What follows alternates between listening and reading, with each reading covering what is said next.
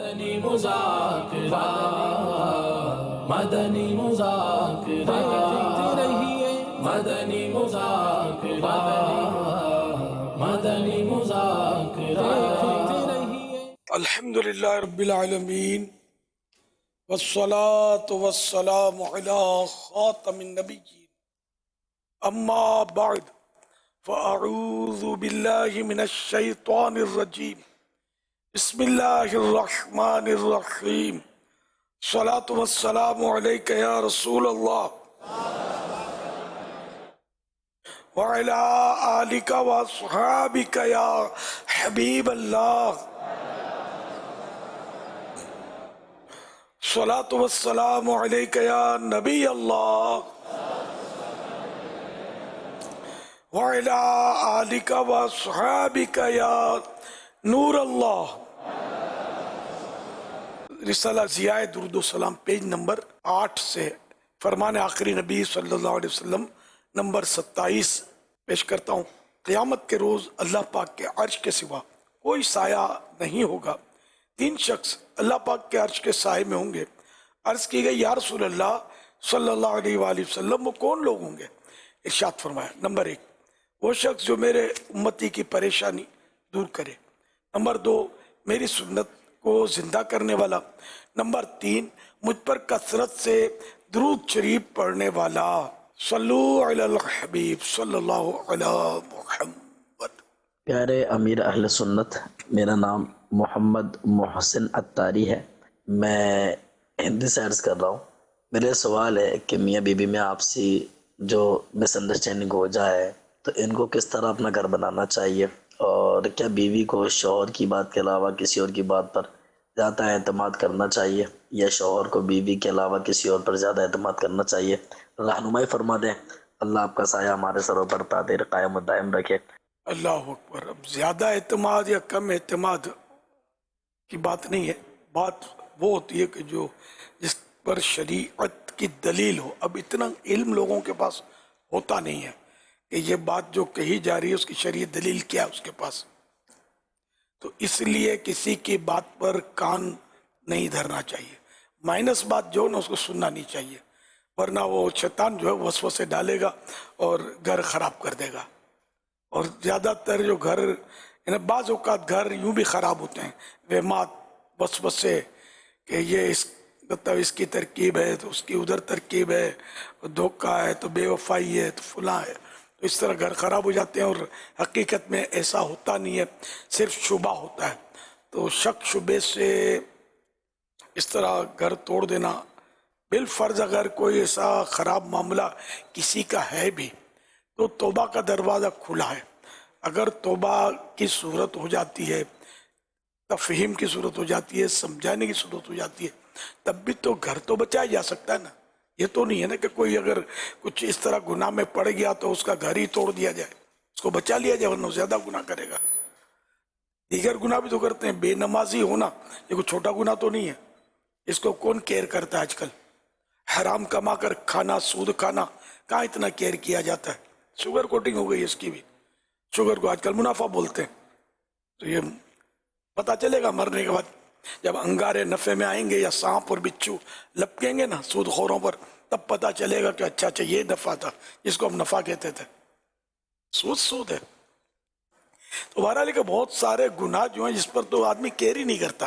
تو اگر میاں بیوی کا خدا نہ خواستہ ان کیس اگر کوئی ایسا مسئلہ ہے بھی تو افہام و تفہیم سے سمجھا کر، ڈرا کر، دھمکی دے کر، جو وہ دھمکی جو ایک گھریلو دھمکیاں ہوتی ہے، اس طرح ضرورتاً وہ قابو کیا جا سکتا ہے مسئلے کو۔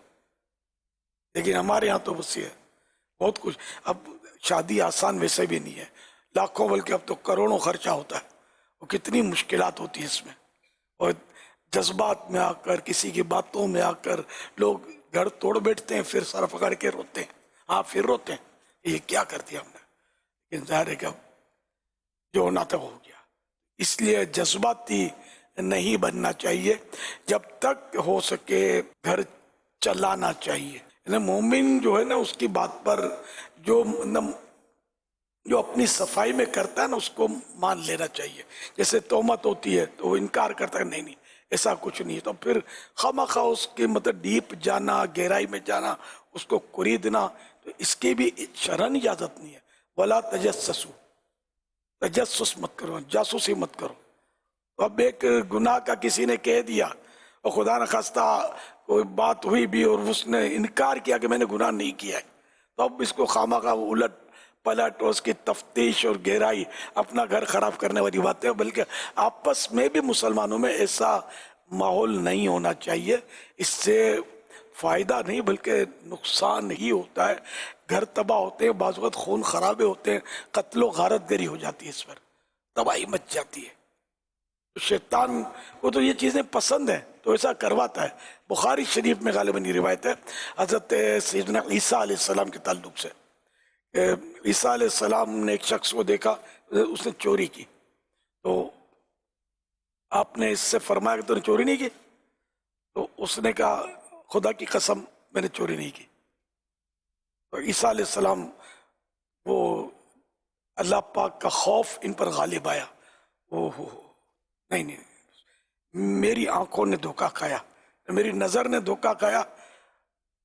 یہ کہ سامنے جو قسم کھا رہا تھا وہ ایمان والا تھا، مسلمان تھا، عیسیٰ علیہ السلام کا کوئی امتی تھا.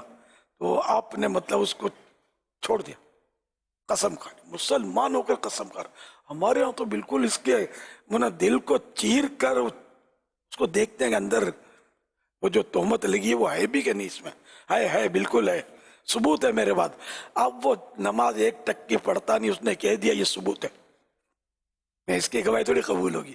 بہرحال ثبوت، شرعی ثبوت، یہ بڑا مشکل کام ہے. شریعت نے مطلب اس معاملے میں مطلب بڑا اہتمام رکھا ہے کہ کسی بے قصور پر کوئی ظلم نہ ہو جائے. بہت اہتمام رکھا ہے. اور یہ فیصلے علماء کرتے ہیں، عوام نہیں کرتے. عوام کو یہ معلومات ہوتی نہیں ہے، ہر بات کو ثبوت بولتے ہیں اور چڑھائی کر دیتے ہیں. ایک بات اور بھی ذہن میں آ رہی تھی کہ بعض اوقات جو ہے وہ انسان اپنا اعتماد کھو دیتا ہے، یعنی کوئی بھروسہ نہیں کرتا ہے. وہ جو بات بولتا ہے وہ سامنے والا بھروسہ نہیں، اور یہ بعض اوقات اظہار بھی کرتے ہیں کہ یار میری بات پہ کوئی بھروسہ نہیں کرتا ہے. تو یہ جو اعتماد انسان اپنا کھو دیتا ہے یہ کیسے ہو جاتا ہے؟ اس پر بھی اگر کچھ کلام ہو جائے.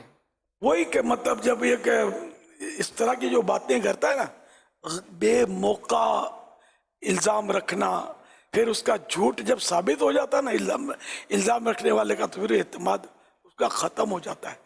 آج کل ایسی نئے ایکٹیویٹیز ہیں، پتہ نہیں اس طرح کے لوگ معاشرے میں پائے جاتے ہیں جو واقعی نئی خرابیاں پیدا کرتے ہیں. مجھے اس کا تجربہ ہے، لیکن وہ اسکرین پر ہر بات بتائی نہیں جا سکتی. تو بالکل مجھے تجربہ ہے اس کا. میرا جب یہ نکاح ہونا تھا نا تو مجھے کس طرح کے چڑھاتے تھے جہاں ہو رہا تھا اس کے بارے میں مجھے پتا ہے. پھر آگے چل کے میں نے جب اپنے بچوں کے لیے کچھ کیا تو یہ بھی بات اوقات بالکل یعنی کہ چڑھانے والے آئے کہ یوں تو یوں، کھودا پاڑ نکلا، چوہا بھی نہیں نکلا یار، کہیں نکلا ہی نہیں، میٹھا میٹھا پانی نکلا. تو ایسے جھوٹے لوگ مطلب ہوتے ہیں جو ان کا کام ہی توڑوانا ہوتا ہے، خوف خدا ہوتا ہی نہیں ان کو. حالانکہ مجھے چڑھانے والے تو ہو سکتا ہے مر پھٹ گئے ہوں گے یار. اور مزے کی بات ہے مجھے تو پہلے پیشن کو ہی آ گئی تھی کہ دیکھو آئیں گے زبل کرے نا تم کو چڑھانے کے لیے، اور آئے. لیکن سب باتیں کھل کر میں کر نہیں سکتا اسکرین پر. تو یوں مجھے اپنا تجربہ ہے کہ ایسے لوگ پائے جاتے ہیں جو کسی کا گھر بنتا دیکھ نہیں سکتے، اور وہ بدبخت مطلب جو ہے اس طرح وہ شیطان کے ہاتھ پیر بن کر وہ گھر توڑواتے ہیں اور لوگوں کو تباہ کرتے ہیں اور لڑواتے ہیں آپس میں، اور گناہوں کے بازار گرم کرواتے ہیں.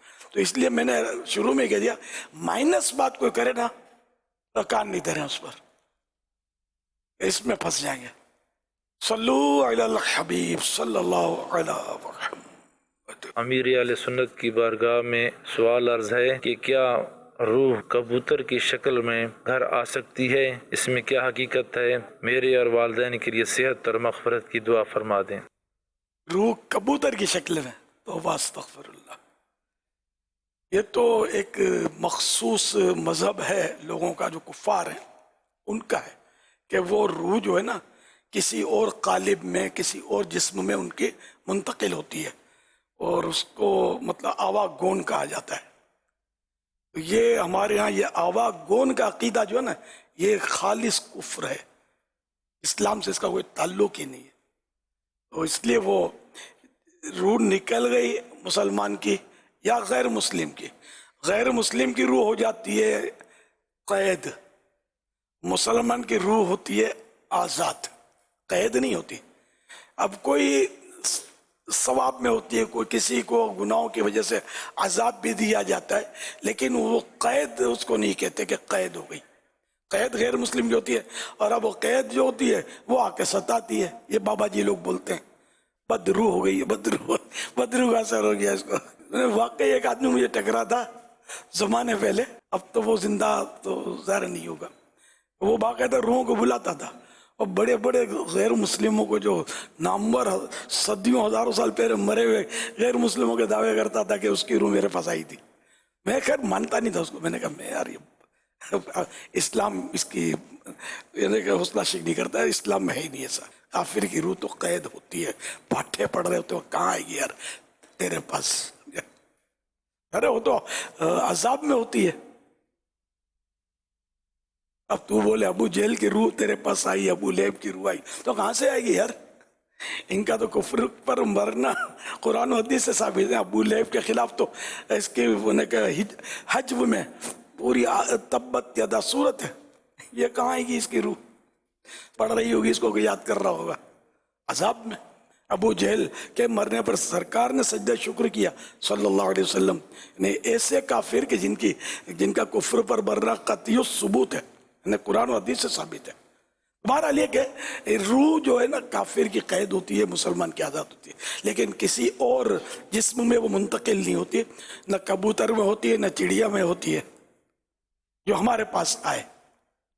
وہ جو زیر قندیل شہداء کی روحیں ہیں جو صرف رہتی ہیں اور پھر جنت میں ان کا آنا جانا رہتا ہے۔ جی ہمارے گھروں پر اس روپ میں نہیں آتے۔ وہ صلو علی الحبیب صلی اللہ علیہ محمد۔ امیر علیہ سنت کی بارگاہ میں سوال یہ ہے کہ انسان کو فرشتہ کہہ سکتے ہیں؟ جواب ارشاد فرما دیجیے۔ نیک انسان کو لوگ بولتے ہیں کہ یار بس فرشتہ صفت ہے، یا بس سمجھو فرشتہ، تو کوئی حرج نہیں اس میں۔ فرشتے کی توہین نہیں ہے کہ ایک اچھے آدمی کی اچھائی کی نسبت کر کے اس کو فرشتہ کہا، بلکہ اس میں ایسا ہے کہ جیسے جو ملائکہ رسول ہیں یا عاملان عرش ہیں، عرش کو تھامنے والے، ان کے تو اپنے مقام ہیں، ان کی شانیں ہیں۔ جنرل فرشتے جو ہوتے ہیں نا، تو ان میں چونکہ وہ نفس نہیں ہے اور انسان میں نفس ہے، تو انسان اگر اپنے نفس کو کنٹرول کرے، وہ مسلمان اپنے نفس کو کنٹرول کرنے میں کامیاب ہو جائے اور گناہوں سے بچنے میں کامیاب ہو گیا، اور نیک ہے، پرہیزگار ہے، ولی ہے، سمجھو گے، تو وہ عام فرشتوں سے افضل۔ فرشتے اگرچہ گناہ نہیں کرتے، معصوم ہیں، لیکن ان میں نفس نہیں ہے نا، وہ بندے میں نفس ہے، اس کے باوجود اس کو یہ کنٹرول کرتا ہے نفس کو، مشقت بندے کو پڑتی ہے۔ تو یوں مطلب یہ کہ فرشتے سے کوئی انسان افضل کہا تب بھی کوئی حرج نہیں ہے۔ صلو علی الحبیب صلی اللہ تعالی علی محمد صلی اللہ علیہ وسلم۔ ایک سوال یہ آیا ہے کہ پچھلی امتوں سے کیا قبر کے سوالات ہوتے تھے؟ آخری نبی صلی اللہ علیہ وسلم کی اس آخری امت سے قبر میں سوالات کیے جاتے ہیں۔ ایک اور سوال یہ آیا ہے کہ اگر ہمیں پتہ چلے کہ ہمارے پیٹھ پیچھے کسی نے ہماری برائی کی ہے تو ہمیں اپنا رویہ کیسا رکھنا چاہیے؟ پتہ چل گیا تو اس کے لیے تو فرض ہو گیا کہ وہ توبہ تو پہلے ہی فرض تھی، اب وہ معافی بھی مانگے۔ اب یہ الگ بات ہے کہ اس کو پتہ نہیں ہے کہ اس کو پتہ چل گیا، تاہم یہ کہ حسن سلوک کرے اس کے ساتھ، کہ جو تجھے محروم کرے اس کو عطا کرے، جو تجھ پر ظلم کرے تو اسے معاف کرے، جو تجھ سے توڑے تو اس سے جوڑے۔ تو ایسے کے لیے قیامت میں حساب میں آسانی اور مغفرتیں اور اس طرح کی بشارتیں حدیثوں میں ہیں۔ وہ حسن سلوک کرے، اچھا سلوک کرے، کسی کو بتائے نہیں، پھر بتائے گا کہ اس نے میری غیبت کی تو پھر یہ خود غیبت میں مبتلا ہوا، اگر یقینی طور پر اس نے غیبت کی تھی تو، ورنہ تہمت میں مبتلا ہوا۔ تو اس لیے وہ قفل مدینہ لگا ہے، دعائے خیر کرے اس سے. تو یہ بھی نہیں کہے گا ہاں مجھے سب پتا ہے، میرے بارے میں تو یہ کہتا تھا. کیا ضرورت ہے اس کے لیے؟ پھر یہی خرابی پیدا ہوگی نا. ہو سکتا ہے وہ جذبات میں آ کے 2-4 باتیں اور آپ کو بول دے، لڑائی ہو جائے، شیطان تالیاں ہو جائے، یا ریفری بن جائے شیطان. خوب لڑو، میں ہوں نا. دونوں کو جب تک جیل کے سریوں کے پیچھے نہیں دیکھوں گا چین سے نہیں بیٹھوں گا. صلو علی الحبیب صلی اللہ علیہ وسلم. علی محمد صلی اللہ علیہ وسلم. حضور ایس ایم ایس کے ذریعے کچھ سوالات آئے ہیں. کیا مفتی بننے کے لیے حافظ ہونا لازمی شرط ہے؟ نہ مفتی بننے کے لیے، نہ عالم بننے کے لیے، نہ پیر بننے کے لیے حافظ ہونا شرط نہیں ہے. یہ سوال ہے کہ مسجد کا سپیکر کسی اور کام میں استعمال میں لے سکتے ہیں، جیسے محفل نعت اور بیان جو مسجد سے باہر ہوتے ہیں، یہ کسی سیاسی جلسے کے لیے؟ باہر تو نہیں لے جا سکتے. اگر مسجد میں محفل نعت ہوتی ہے جس پر عرف ہے، علماء تشریف لاتے ہیں تو مسجد میں بیان فرماتے ہیں، وہ جلسہ ہی ہوتا ہے، تو اس کا بھی عرف ہے، تو یہ جائز ہے. البتہ یہ جلسہ اگر مسجد کا باہر رکھا گیا، اب یہ اسپیکر اور ساؤنڈ اور لے کر گئے ہے نا، تو یہ پھر جائز نہیں ہے، کیونکہ یہ اس کا عرف نہیں ہے. یہ سوال ہے کہ کیا جنات کو غیب کا علم ہوتا ہے؟ جی نہیں. قرآن نے اس صاف بنا فرما دیا کہ جنات کو علم غیب نہیں ہوتا. وہ سلیمان علیہ السلام کا واقعہ کہ جس پر یہ کہ آپ کا وہ جو مسجد اقصیٰ کی تعمیر ہو رہی تھی اور آپ مصلی پر عصا لیے کھڑے تھے، جنات ان کو دیکھ کر کے کھڑے ہوئے ہیں، تو اس لیے وہ کام کر رہے تھے. پھر آپ کی اللہ پاک نے روح قبض فرمائی.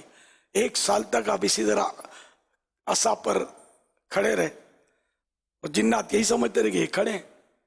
اور پھر جب دیمک اللہ نے چاہا، جب دیمک نے وہ عصا کو چاٹا اور آپ زمین پر تشریف لائے، تب جنات کو پتا چلا کہ یہ تو وفات پا چکے ہیں. تو اسی پر تو قرآن کریم میں کہا نا کہ اگر ان کو پتا ہوتا، علم غیب ہوتا، تو ان کو پتا چل جاتا کہ یہ تو سلیمان علیہ السلام وفات پا چکے ہیں. لیکن پتا نہیں تھا ان کو. خواری کے عذاب میں نہ رہتے. وہ آیت مبارکہ فلما خر تبینت الجن ان لو كانوا يعلمون الغیب ما لبثوا في العذاب المہین.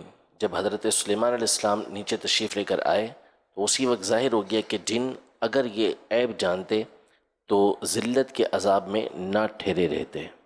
حضور اسی طرح جنات سے متعلق ایک اور سوال ایس ایم ایس کے ذریعے آیا ہے کہ جنات کی مخلوق کی ابتدا یہ کیسے ہوئی؟ جیسے انسانوں کی حضرت آدم علیہ السلام سے ہوئی، تو ان کی ابتدا یہ کیسے ہوئی؟ یہ شیطان جو ہے نا، یہ بعض لوگ سمجھتے ہیں کہ فرشتہ ہے. شیطان فرشتہ نہیں ہے، جن ہے. فرشتہ نوری مخلوق ہے. اور شیطان کا تو قول خود قرآن نے کوڈ کیا ہے. قرآن کریم میں نا شیطان نے خود جب آدم علیہ السلام کو سجدہ کرنے کے لیے اس کہا گیا تو اس نے انکار کیا تھا نا. اور اس نے یہ بھی کہا تھا انا خیر منہ خلقتنی من نار وخلقتہ من طین. میں اس یعنی آدم علیہ السلام سے بہتر ہوں کہ مجھے تو نے آگ سے پیدا کیا، اور یا اللہ تو نے مجھے آگ سے پیدا کیا اور اس کو تو مٹی سے بنایا ہے. تو یوں یہ آگ کی مخلوق ہے شیطان. تو یہ مطلب شیطان کی اولاد ہے. اور یہ مطلب لاکھوں سال یا لاکھ سال یا 80,000 کا بھی، وہ تو خیر عبادت کے بارے میں اقوال ہیں. تو یہ کہ انسانوں سے بہت پرانی مخلوق ہے یہ جنات. اب وہ کتنی پرانی ہے یہ کہیں پڑھا سنا نہیں ہے. تو شیطان ان کا سب کا موری سے اعلیٰ ہے، سب کا باپ بولو، دادا بولو، پردادا بولو، جو بھی یہ ہے. صلو علی الحبیب صلی اللہ علی محمد صلی اللہ علیہ وسلم. میرا نام وسیلہ نوید ہے، میں دارالمدینہ میں پڑھتی ہوں. میرا سوال ہے شیر کو جنگل کا بادشاہ کس نے بنایا ہے؟ جزاک اللہ خیرہ. جنگل کا بادشاہ یوں تو ہر شے اللہ ہی بناتا ہے، وہ جنگل کا بادشاہ لوگوں نے کہہ دیا اس کو کہ یہ سب سے خطرناک ہے، تو لوگ اس کو جنگل کا بادشاہ کہتے ہیں. کسی حدیث میں اس کو جنگل کا بادشاہ کہا گیا وہ میرے علم میں نہیں ہے. صلو علی الحبیب صلی اللہ علیہ محمد صلی اللہ علیہ وسلم. آؤ سیکھیں بھلائی کی باتیں سب کو سکھائیں بھلائی کی باتیں آؤ سیکھیں بھلائی کی باتیں. آپ بیٹھیں میں بھائی کو بلا کر آتا ہوں. بھائی جان دوبارہ مہمان آ گئے، بار بار آ جاتے ہیں، فائدہ کیا ہے اس کا؟ آپ غصے نہ ہو، صبر کریں. مہمان اللہ پاک کی رحمت ہوتے ہیں. اچھا مہمان گھر میں آتے ہیں تو میزبان کو فائدہ ہوتا ہے؟ جی فائدہ ہے. جی مہمان کو رخصت کرنے کا سنت طریقہ ہے؟ آپ صبر کریں، اس کا جواب ہم امیر اہل سنت سے لے لیتے ہیں.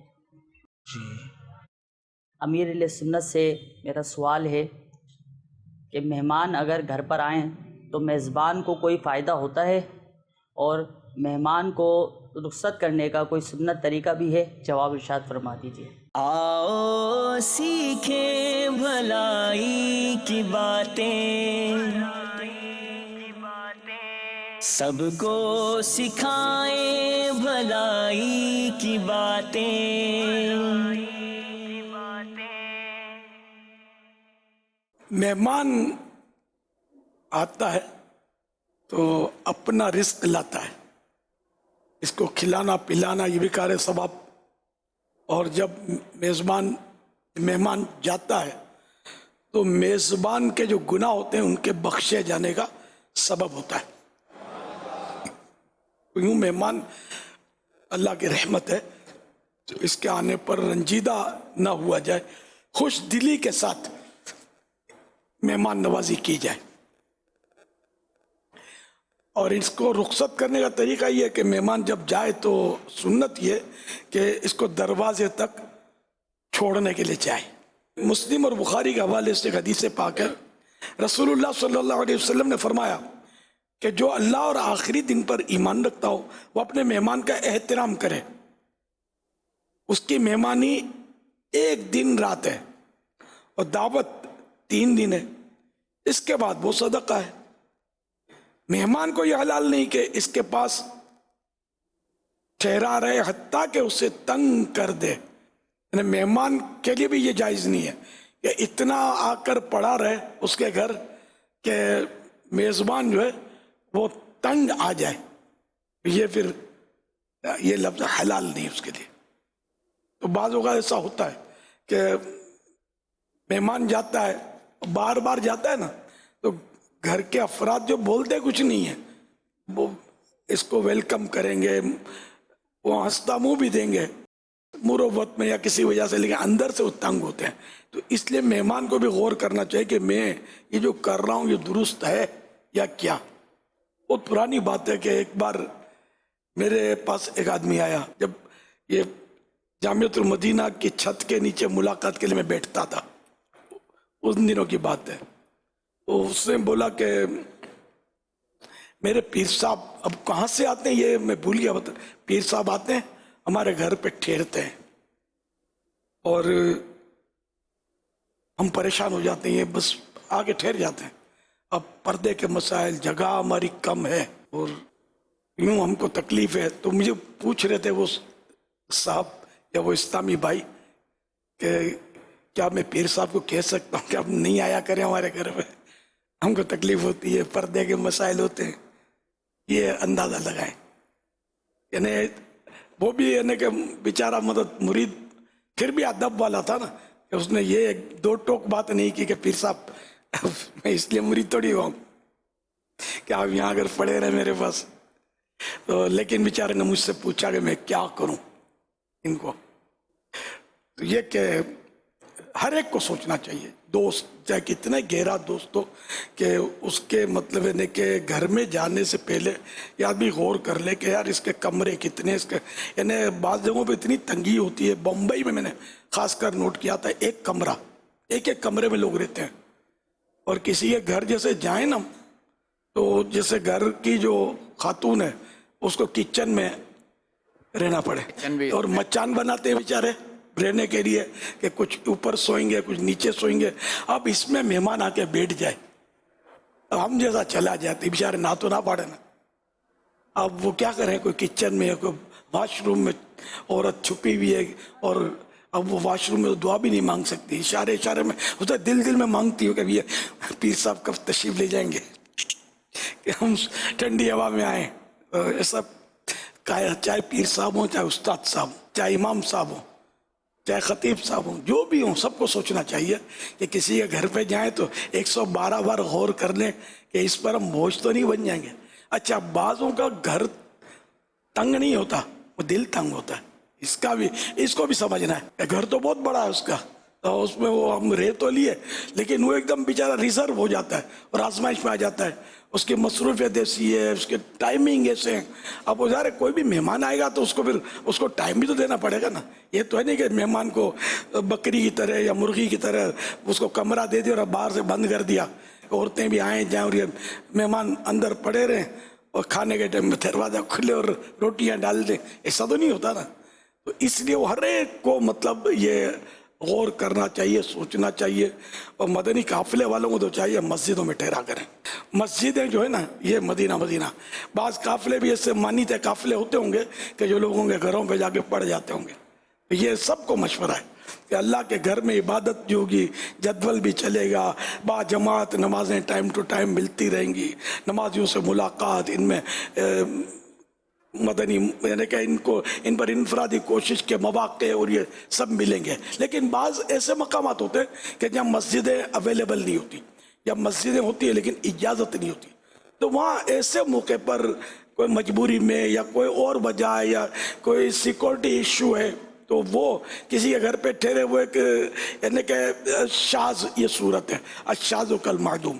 ورنہ کہ عام طور پہ ذہن یہی ہونا چاہیے دین کی خدمت کرنے والوں کا کہ مسجد سے بہتر کوئی گھر نہیں ہے, لیکن اس کو بطور گھر استعمال نہیں کر رہا ہے. وہ عارضی طور پر عبادت کے لیے وہاں گئے, رکے, نیکی کی دعوت دینے کے لیے گئے اور تبلیغ کرنے کے لیے پہنچے ہم, تو یوں مطلب وہاں اور عبادت کے لیے گھر بنانا مسجد کو یہ جائز نہیں ہے. اس طرح کے بستر ڈال دیا اور وہاں پڑے رہے. بعض لوگ اگر کام کرتے ہیں, پہلے ہمارے یہاں بھی شروع میں مسجد فیضان مدینہ زیر تعمیر تھی, دعوت اسلامی نہیں تھی نا, تو پنجاب سے ادھر ادھر سے لوگ آتے تھے اور باقاعدہ پڑے رہتے تھے. ایسے بھی پھر پکڑے گئے کہ جو نوکری کرتے تھے, نوکری سے آ کر یہاں آ کر سو جاتے فیضان مدینہ میں. ارے باپ رے باپ, یہ تھوڑی اس لیے تم لوگوں کے لیے تھوڑی بنا ہے. پھر ہمارے سائیں بھائیوں نے سب کو فارغ کیا اور بالکل ایک اصول بن گئے کہ کوئی یہاں ٹھہرنا نہیں کسی کو بھی. اب بھی اگر کوئی ٹھہرتا ہے اگر غیر قانونی اور کوئی اس کو ٹھہراتا ہے تو آخرت میں وہ جواب دے, اور بندوں کے لیے بھی وہ جواب دے. اگر بندوں نے دیکھ لیا کہ اچھا یہ کون ہے, کیوں آیا ہے, 8 دن سے نظر آ رہی ہے, دن کو غائب ہو جاتا ہے, رات کو سو جاتا ہے پنکھا چلا کے, تو آپ کا باپ کا بیٹا بھی ہو تو یہ آپ کا گھر نہیں ہے. باپ کا بیٹا مانے بھائی ہے نا, سگا بھائی بھی, یہ گھر نہیں ہے کہ آپ اپنے بھائی کو صرف اس کو ٹھہرائیں. ہاں اس لیے وہ رکا ہوا ہے کہ یہ سنتیں سیکھ رہا ہے, جو حلقے ہیں نیکی کی دعوت کے, جو اپنا ایک پروپر طریقہ وہ ہے, اور کام دھندا نہیں کر رہا, خالی آ کر اس لیے رہا کہ یہاں دین سیکھے گا 8 دن کے لیے, 12 دن کے لیے, یا کوئی کورس کے لیے آیا ہوا ہے. جیسے ہمارے بہت سارے کورسز ہیں, ان ضرورتوں کے تحت جو عبادت میں داخل ہیں, تو اس طرح کی چیزوں میں وہ اگر جیسے معتکفین 10 دن کے لیے رہتے ہیں تو وہ سوتے بھی ہیں, ظاہر 10 دن جاگیں گے تو نہیں. اور بلا وجہ جاگنا بھی مسجد میں خالی آ کر پنکھا چلا کر جاگ جاؤ, تو یہ کس نے کہا گرمی ہو رہی ہے؟ نہیں, مسجدیں ان کاموں کے لیے نہیں, مسجدیں عبادت کے لیے. صلو علی الحبیب صلی اللہ علی محمد. ایک سوال یہ آیا ہے کہ کیا لیٹ کر ذکر و اذکار کر سکتے ہیں؟ کر سکتے ہیں, لیکن جب بھی لیٹ کر کچھ پڑھے نا تو پاؤں سمیٹ لینے چاہیے. صلو علی الحبیب صلی اللہ علی محمد. یہ ہے کار لیکن میں ہوں بیکار, کیونکہ یہ کار میری نہیں ہے سرکار. لیکن آپ ہو جائیے ہوشیار اور رہیے تیار, کیونکہ میں آپ کو بتاؤں گا وہ طریقہ کار جس سے آپ ہو جائیں گے مالدار۔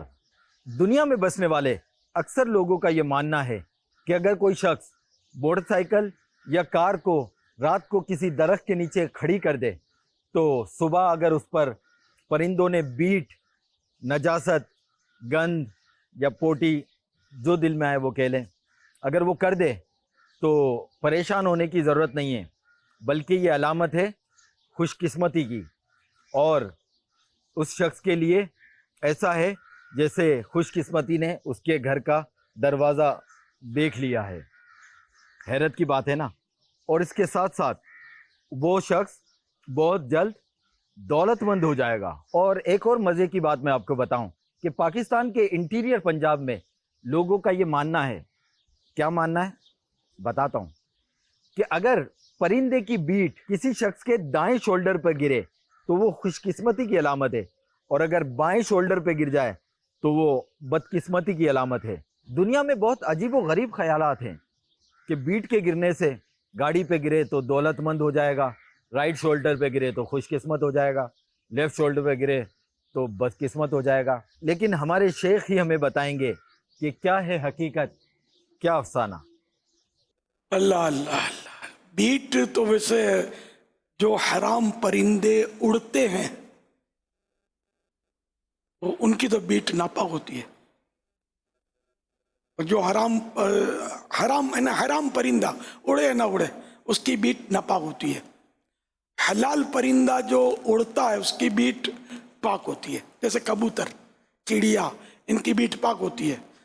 جو حلال پرندہ اوپر یعنی کہ نہیں اڑ سکتا، زیادہ نہیں اڑ سکتا، جیسے مرغی زیادہ نہیں اڑ سکتی، تو ان کی بیٹ ناپاک ہوتی ہے۔ تو اب یہ کہ وہ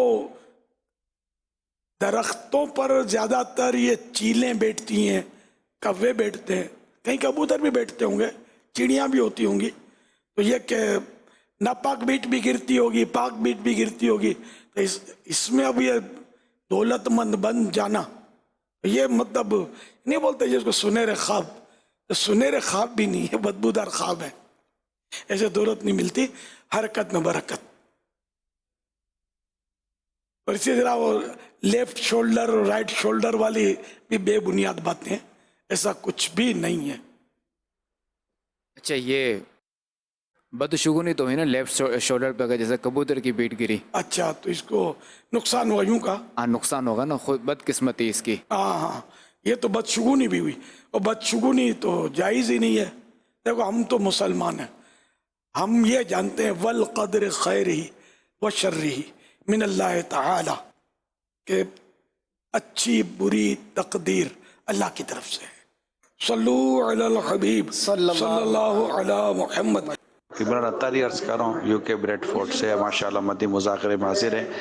ابھی امیر سنت نے مسجد کے آداب اور اس میں سونے کے تعلق سے بھی مدنی پھول عطا فرمائے۔ جاؤں گا امیر سنت یہاں اپنا وہ واقعہ بھی بیان کریں کہ جب آپ مسجد میں آتے تھے دوپہر کے وقت تو پنکھا نہیں چلاتے تھے، کیونکہ یہاں دیکھا جاتا ہے کہ جیسے گھر میں تو ایک پنکھے میں 4 لوگ سو جاتے ہیں، لیکن مسجد میں 4 آدمیوں کے لیے 4 پنکھے چاہیے ہوتے ہیں۔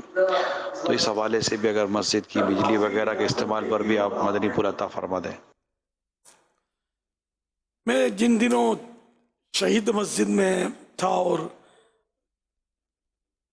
دعوت اسلامی کے شروعات کے دن تھے غالباً، وہ یا اس سے پہلے بھی شہید مسجد میں رہا ہوں میں امامت پر، یا ان دنوں کی بات تھی، تو ہم پہلے انجمن چلاتے تھے۔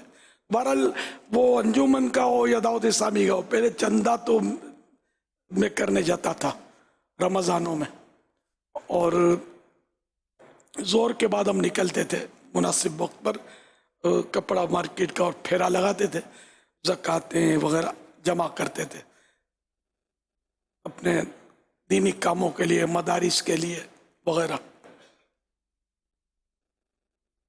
پھر وہ تھکا ہارا میں آتا تھا گرمیوں کے دن، میں پنکھا نہیں چلاتا تھا، شہید مسجد میں لمبا ہو جاتا تھا تھکا ہارا، لیکن مجھے یوں ہوتا تھا کہ میں یار تھک میں گیا ہوں، میرا یہ کوئی عبادت تو میں نے کرنی نہیں ہے، اگرچہ میں وہاں کا امام تھا، لیکن میں کہ وہ پنکھا نہیں چلاتا تھا، گرمی ہوتی تھی۔ پھر بعد وقت मुतवल्ली को मैंने देखा था कि वो आ जाता और पंखा चला देता था खुद ही। कोई डर लगता था कि यार मस्जिद है, अपना घर है। मैं जब सफ़र करता था, हैदराबाद वगैरह आना जाना होता था ना गाड़ी में, इस दावत इस्लामी के दौर की बात कर रहा हूँ, तो अपना पानी का जालोन साथ रखता था।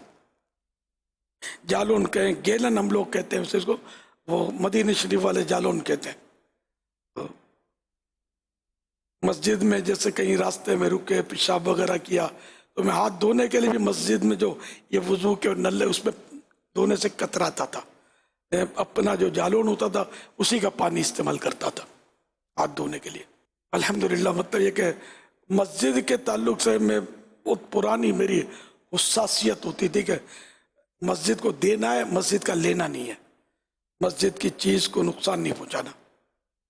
अपनी वजह से अपने ज़ाती इस्तेमाल की हद तक मैं मतलब काफ़ी बचने की कोशिश होती थी मेरी। अब ये सारी बस माजी की यादें हो गई। अब तो मेरे जो भी हैं, जो हशर कर रहे हैं मस्जिदों के अमवाल का, जो तब ये सही फरमाया आपने कि एक पंखे में पूरा कमरा, एक पंखा और सब सोए हैं, सबको नींद भी आ रही है। लेकिन अब ये कि ये हमारे तलबा किराम भी किसी तरह पीछे नहीं है। जामियातुल मदीना का दौरा करें तो गश पर गश लगे अपने को, एक एक पंखे में एक इधर सोया एक इधर सोया। बिल्कुल ये नहीं है, देखी भाली बातें हैं, बिल्कुल लाइन सर ये सोए, लाइन सर एक एक के सर पे पंखा घूम रहा है। इनको खुदा का खौफ नहीं है यार कि एक पंखा जबकि दूसरों का हवा पहुंचा रहा है। यार ये कौम का चंदा है, 1 टका तो देना नहीं है, आधा खाना आधा गिराना है। ये भी कौम के चंदे को गिरा रहे हैं। वैसे भी माल जाया करना हराम है, लेकिन अब कौम का चंदा यार इसको गिरा रहे हैं। गिराया और अब अगर उठा के खा लिया या किसी ने खा लिया या ये किसी गाय बकरे को खिला दिया, अगर ये खाने जैसा नहीं है लेकिन तो वो सूरतें मौजूद है। लेकिन जनरली इस तरह की ग़िज़ाएं फेंक दी जाती हैं। आप बोलो रोटियां तो बिक जाती हैं, अरे भाई 10 रुपए की रोटी जो है ना एक, ये 10 रुपए की 100 रोटियों के भी 10 रुपए नहीं आते होंगे जब ये बिकती है ना उसी टुकड़े में।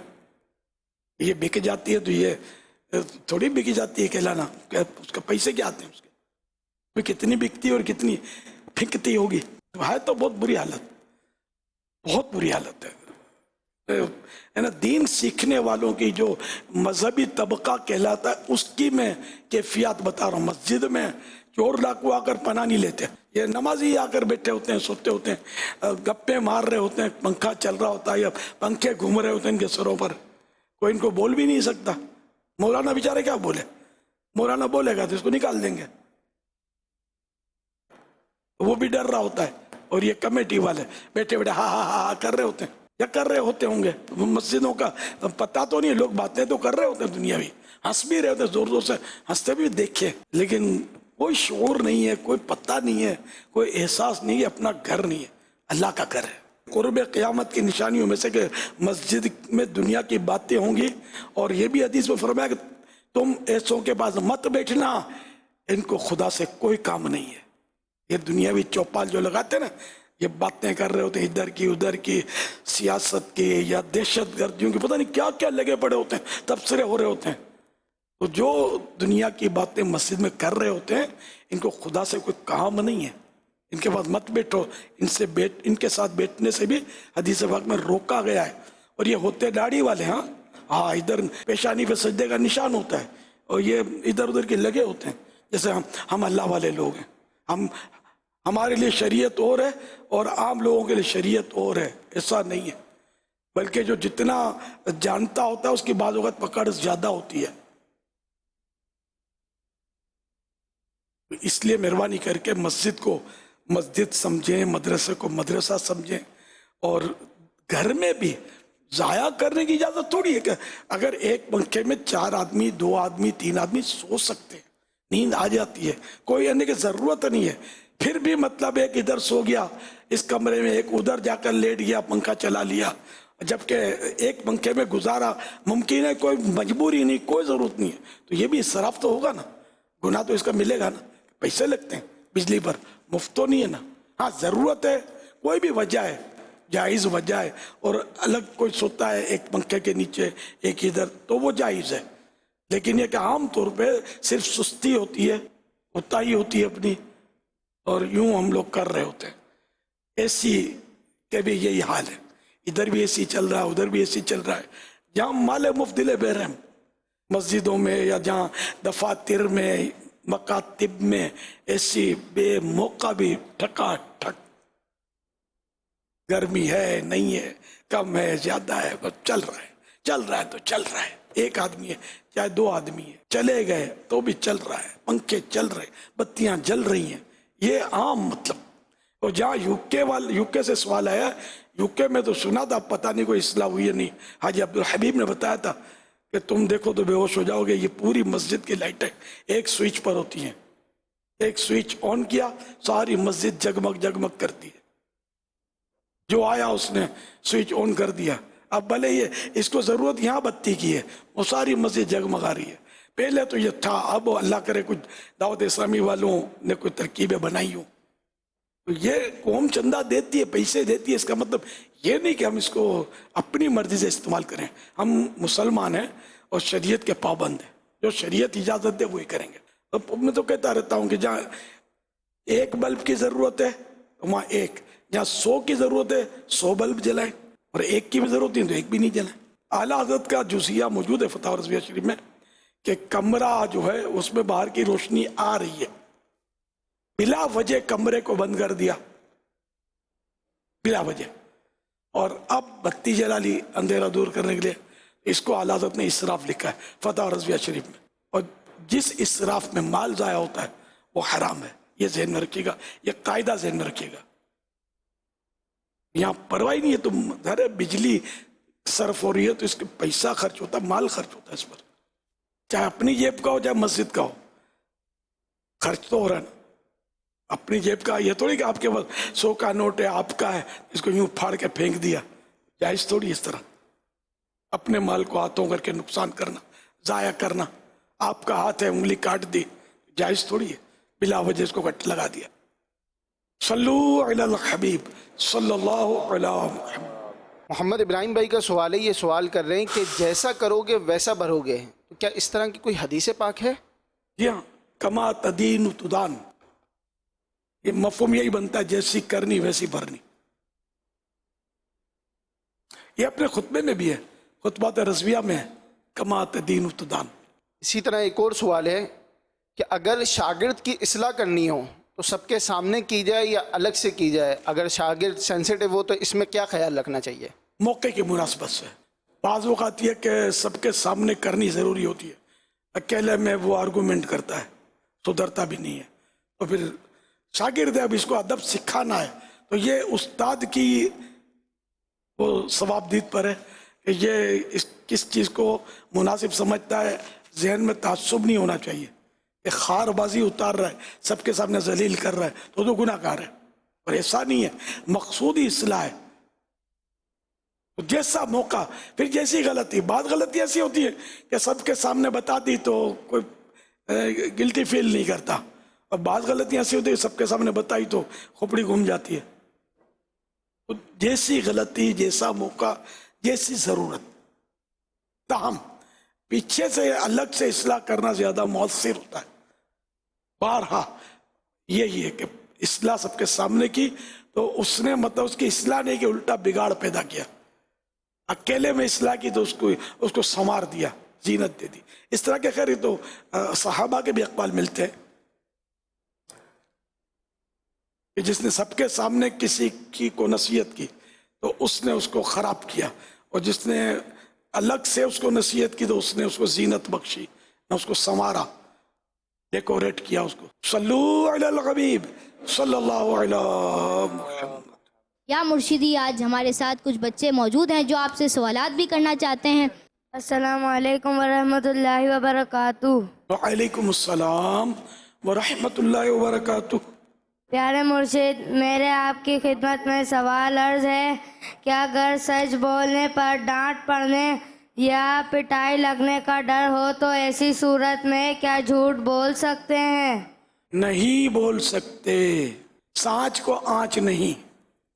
मुर्शिद मेरा आपसे ये सवाल है कि अब क्या बच्चे नमाज पढ़ने मस्जिद जा सकते हैं? अगर समझदार बच्चे हैं जो नमाज को समझते हैं, सफ़े ख़राब नहीं करते, इधर उधर भागते नहीं हैं, शोर शराबे नहीं करते हैं, गंदगियाँ नहीं करते, ऐसे समझदार बच्चे मस्जिद जा सकते हैं, नमाज समझते हैं। बाकी ऐसा छोटा बच्चा कि जिसके बारे में यूं ख्याल जम जाए कि तो पेशाब वगैरह कर देगा, इसको पता तो चलेगा नहीं, तो मस्जिद में उसको लाना हराम। जिसका ज़न्ने गालिब हो कि मस्जिद में पेशाब कर देगा तो उस मस्जिद में लाना हराम। और ऐसा बच्चा कि जिसके बारे में ये है कि ज़न्ने गालिब नहीं है कि ये पेशाब कर देगा तो ला सकते हैं, लेकिन मकरूह तंजीही। तो मस्जिद में बच्चे मतलब कुछ ना कुछ कर देते हैं बाज़ औक़ात, और ऐसे बच्चे, बड़े बच्चे जो समझदार हैं, नमाज को समझते हैं, उनको तो लाने में बल्कि लाना चाहिए उनको। लेकिन बाज़ औक़ात बड़े बच्चे भी है ना, ये आपस जब एक से ज़्यादा होते हैं ना तो बातें करते हैं, लड़ते हैं, खेलते हैं, भागते हैं, दूसरे नमाजियों के लिए भी मसाइल का सबब बनते हैं। तो फिर ऐसों को भी मस्जिद में नहीं लाना चाहिए। अकेला शरीफ बन कर रहता है तो फिर अकेला लाया जाए, जब जहाँ दुकेले हों दूसरा मिले तो फिर दोनों को डांट कर झाड़ कर नहीं, किसी भी हिकमत अमली से इनको या तो अलग अलग कर दिया जाए या फिर वो घर चले जाएं, इस तरह की कोई तरकीब कर ली जाए। प्यारे मुर्शिद मेरा आपसे ये सवाल है, क्या जिस बच्चे को अंधेरे में डर लगता है उसे क्या करना चाहिए? या मुकद्दिमू जो जंग या किसी खौफ की जगह पर बेचैनी की हालत में हो तो वो इस मुबारक नाम को ज़्यादा से ज़्यादा पढ़े, कसरत उसकी करे, ज़्यादा पढ़े तो इंशाअल्लाह वो खौफ उम्मीद है कि दूर हो जाएगा। और या वाहिदो का भी लिखा है कि ये मदनी पंसूरा 255 पर है, या वाहिदो 1001 बार पढ़ना है उसको, जिससे अकेले में डर लगता हो वो अकेले में पढ़ ले, इंशाअल्लाह उसके दिल से खौफ जाता रहेगा। ये मदनी पंसूरा पेज नंबर 255 और या मुकद्दिमू जो मैंने पढ़ा वो है मदनी पंसूरा पेज नंबर 256 पर। या मुर्शिदी मैं भी आपसे एक सवाल करना चाहूँगा, जिस बच्चे को अपना सबक याद नहीं होता तो वो ऐसा क्या करे कि उसे अपना सबक याद हो जाए? सबक याद करे, याद करते नहीं है तो याद नहीं होता है, या कम करते हैं याद, थोड़ा थोड़ा करते हैं, फिर खेलते हैं, मजाक मस्करी करते हैं, यकसुई के साथ याद करेंगे ना तो याद हो जाएगा। और दावत इस्लामी की हर किताब जो है जो छपती है, रिसाला किताब, उसके शुरू में एक दुआ लिखी होती है, वो पढ़ लिया करें, तो पढ़ के फिर किताब पढ़ना या सबक याद करना शुरू करेंगे तो अल्लाह करेगा सबक याद हो जाएगा। आपको पता है फलों का बादशाह कौन है? ये बच्चे बताएंगे जमा हुए ना कि जंगल का बादशाह तो शेर, फलों का बादशाह कौन? फल, फ्रूट। जिसको पता वो हाथ उठाएगा और हाजी अमीन इसको 100 रुपया इनाम देंगे जो इसका जवाब सही देगा। इंशाअल्लाह एक से जवाब लेंगे जी इंशाअल्लाह अज़्ज़वजल। सवाल अमीर अहले सुन्नत ने सवाल किया है, फलों का बादशाह किस फल को कहा जाता है? कौन जवाब देंगे? बोलना नहीं अभी, जिसके पास माइक हो वही बोलेगा। जी जी ये सारों को पता है, एक साथ ले लें पापा जवाब। मीठा मीठा हपप होता है ना, अकुरो चुंदई भी है, सेब बोलते हैं, केला छोटे बच्चे को जरा दे दें, सस्ता फल केला है गरीबों का। बड़ों ने भी हाथ उठाए हैं। चले सैयद साहब से जवाब लेते हैं इंशाअल्लाह। सुभान अल्लाह, 200 देने पड़ेंगे। अस्सलामु अलैकुम वरहमतुल्लाहि वबरकातुहू। वालेकुम अस्सलाम वरहमतुल्लाहि वबरकातुहू। फलों का बादशाह आम है। जवाब दुरुस्त है। सुभान अल्लाह। हाजी अमीन 200 रुपया का मैं भिजवा दूंगा आपको इंशाअल्लाह। ये मेरी तरफ से नजर है, सैयद ज़ादा है, नजराना मेरी तरफ, आपकी तरफ से मैं पेश कर। जज़ाकल्लाहु खैरा। वइय्याकुम।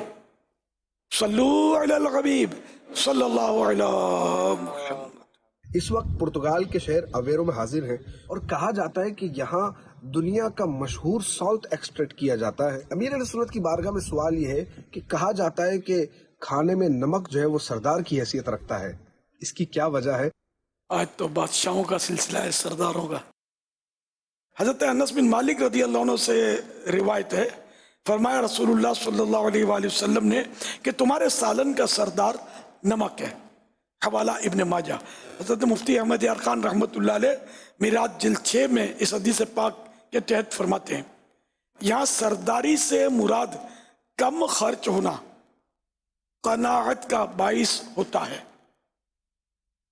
مقصد یہ ہے کہ اگر کھجور، شکر، گھی سے بھی روٹی کھائی جا سکتی ہے، مگر نمک سے روٹی کھانا مفید بھی ہے، آسان بھی، کہ نمک آسانی سے میسر ہو جاتا ہے. سالن کے آخر ٹیسٹ تو نمک سے بنتا ہے. نمک کے بغیر سالن، یہ بیچارے بلڈ پریشر ہائی جن کا ہوتا ہے نا، ان کے لیے بڑی آزمائش ہوتی ہے کہ نمک کی پرہیزی ہوتی ہے ان کی. لیکن اب ایسے نمک نکلے ہیں جو کھا سکتے ہیں، بلڈ پریشر جن کا ہائی ہوتا ہے ان کو بھی. اور نمک میں وہ جو نمک ہوتا ہے نا، پنک سالٹ، یہ گھر میں سب کو پنک سالٹ استعمال کرنا چاہیے، یہ بھی مل جاتا ہے، تو یہ اچھا ہوتا ہے نمک. باقی یہ پیوریفائڈ جو نمک ہوتا ہے، یہ کہا جاتا ہے اس کے نقصانات بتائے جاتے ہیں، لیکن یہ کہ کھانے کی اصلاح ہو جاتی ہے اس سے. اور اس کا کوئی سوال کرے اس کو منع بھی نہیں کرنا چاہیے کھانے کے. جیسے پڑوسی نے کہا کہ تھوڑا نمک دے دو، کھانے میں ڈالنا ہے، تو اس کو دے دیا جائے، اس کا منع نہ کیا جائے کہ یہ کہ جو کھانا اس نمک کے ذریعے اصلاح کی گئی تو اس کا صدقہ کرنے کا ثواب ملے گا. اس طرح کی فضیلت حدیث پاک میں ہے. صلو علی الحبیب صلی اللہ علیہ محمد. اللہ پاک کے پیارے آخری نبی محمد عربی صلی اللہ تعالی علیہ وآلہ وسلم نے فرمایا، جس نے لا الہ الا اللہ الحلیم الکریم سبحان اللہ رب السماوات السبع ورب العرش العظیم 3 مرتبہ پڑھا تو گویا اس نے شب قدر حاصل کر لی. لا الہ الا اللہ، لا الہ الا اللہ الحلیم الکریم، سبحان اللہ رب السماوات السبع ورب العرش العظیم. لا الہ الا اللہ الحلیم الکریم، سبحان اللہ رب السماوات السبع ورب العرش العظیم. لا الہ الا اللہ الحلیم الکریم، سبحان اللہ رب السماوات السبع ورب العرش العظیم. صلوا علی الحبیب صلی اللہ علیہ محمد. مدنی مذاکرہ، مدنی مذاکرہ، مدنی مذاکرہ.